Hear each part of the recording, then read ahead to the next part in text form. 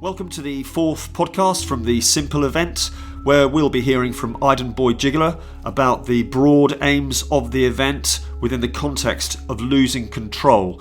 And whilst on that subject, we'll also be hearing from Ab from the Losing Control Network in terms of the broader aims of that organisation. We'll also hear again from Sam, Gareth, Will, Imogen and Matt about their thoughts after the event and how these compare with their expectations, which were discussed in podcast 1. So without further delay, let's hear from Aydin and Ab about losing control.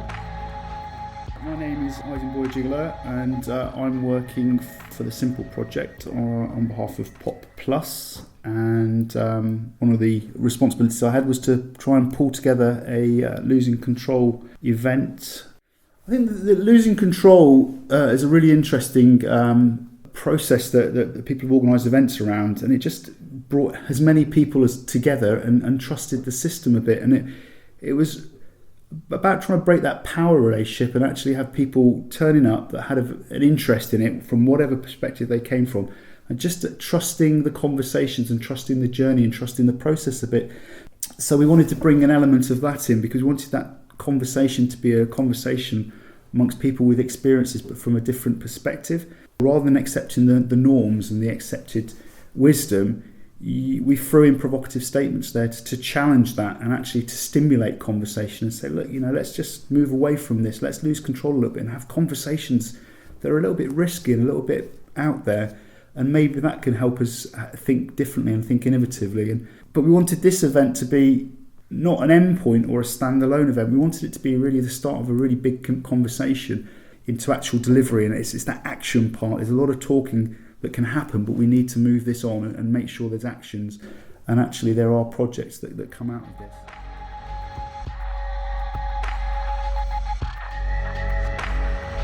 And then we have Ab from Losing Control. Hi guys, my name is Ab. I'm here today representing the Losing Control Network. So Losing Control is a network for individuals who are part of the sector, whether as volunteers, as staff members in charities, as social investors, as funders, but who all share a common belief that the future of social change can only be sort of accelerated or only reached through more of us losing control, whether that means more kind of like trust and power dynamics being challenged between funders and traditional service providers, whether that's between new arrangements or actually really examining the power that exists within our own organisations. So losing control is about what? Is it about smashing KPIs, management and fear and empowering people and trusting people more?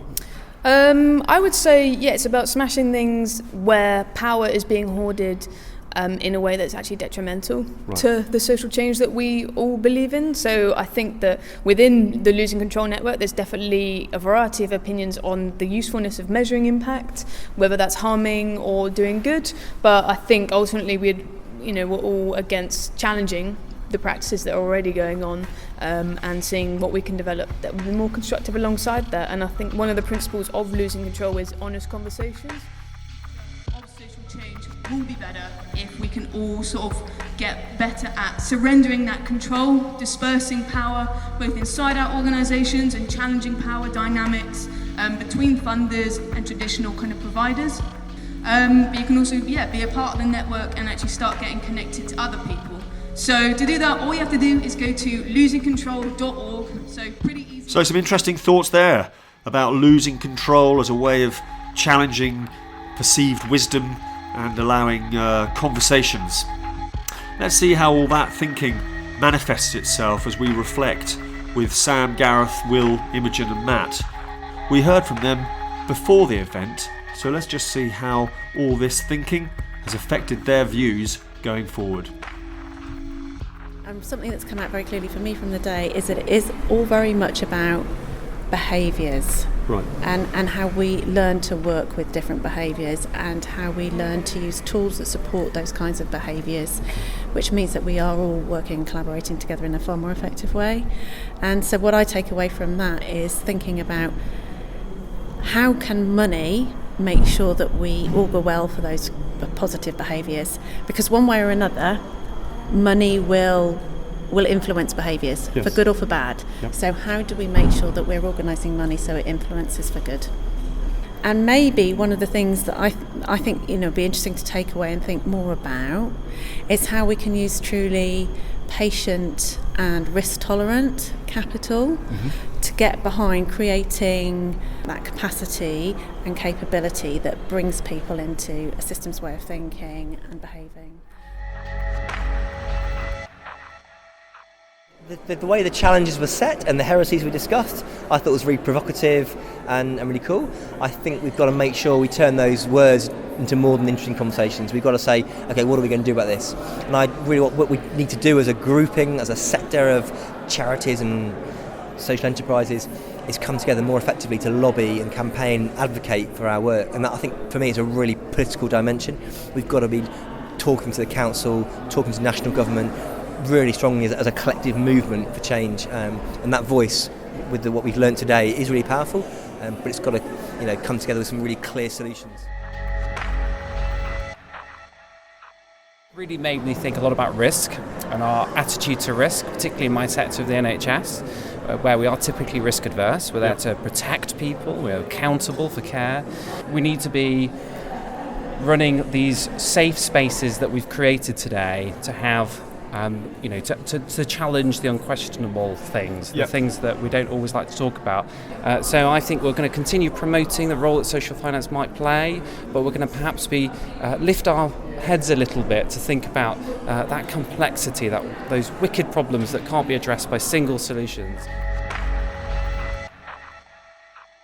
What I've learned is that there's still very much a mixed bag in terms of ability to change mindsets, and it's how do you bridge that, and how do you take everybody along with you.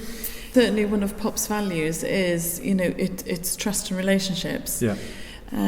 So yeah, absolutely, it's about those conversations, that trust, that honesty. Huge energy to do different thinking around finance, about how the ways we work, and a massive opportunity, I think, to actually deliver on some of this. But to do that, we need to kind of carry on the conversation and try and wangle this into something that is practical and real. And I think the Esme Fairbairn money and the funding is one way to really show how that might work, and then the other is carrying on the SIMPL project and really embedding what came out of today into how we take that forward.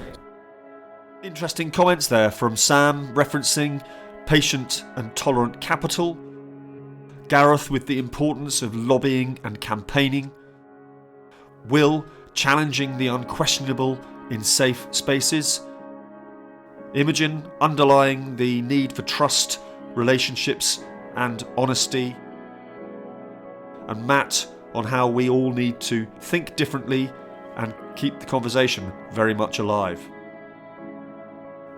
There were, of course, many other speakers and many other viewpoints expressed during this SIMPL event.